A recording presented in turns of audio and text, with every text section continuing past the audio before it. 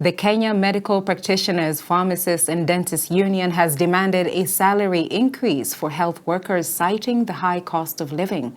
Speaking after the National Executive Council meeting to deliberate on issues affecting health workers, KMPDU Secretary General Davji Atela noted that their last pay increase was back in 2016, despite their latest agreement on the collective bargaining argument, that is CBA.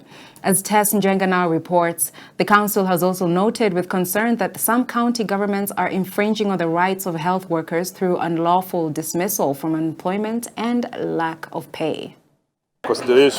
The Kenya Medical Practitioners, Pharmacists and Dentists Union KMPDU Secretary General Davji Atela has criticized the government's move to increase taxes following the Finance Bill 2023 amidst the high cost of living in the country. Speaking after a National Executive Council meeting to deliberate on issues affecting health workers, Davji said that it is now logical for them to demand a salary increase that is commensurate to the high cost of living, noting that their last pay increase was back in 2016, despite their latest agreement on the collective bargaining agreement CBA. The neck of the union has resolved to demand for a salary increase for doctors across the country. We are demanding for collective bargaining agreements to be rapidly negotiated so that we can have salaries that are commensurate to the changes in the market price of commodities.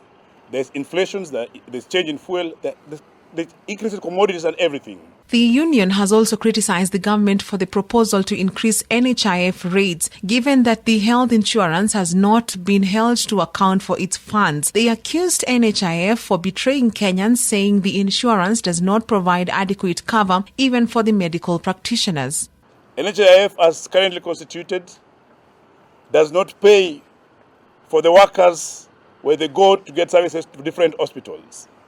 It's only sometimes cover bed, and it leaves the healthcare workers, it leaves the doctors with burden to pay their fee, their cost of care by themselves. Another major issue of concern raised is county governance, where the county has been called out for not supporting health workers. In particular, Nakuru County is in the spotlight for dismissing 530 workers, which is in contrast to the KMPDU CBA. On a similar note, Machakos County has given a 7-day notice to go on strike if their issues are not addressed, as Garissa County workers decry the unceremonious stop to their pay. And we rebuke and say that that is shameful for the county, who had campaigned on the promise of supporting healthcare workers, to renegade against that particular decision. At the same time, the Kenyatta National Hospital KNH health workers are contemplating a strike in the next 2 weeks. The KNH workers say that the hospital has infringed on their rights by paying them about half of their salaries. Kenyatta National Hospital imedhulumu madaktari, inawalipa mshahara ambao ni duni, nusu ambao wameandikishwa katika ile kandarasi mzuri.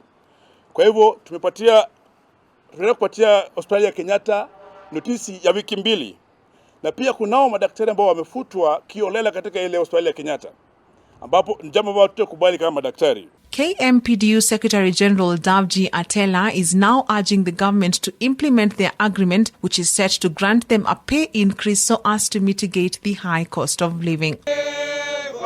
Reporting for Hope TV News Watch, I'm Tess Njenga.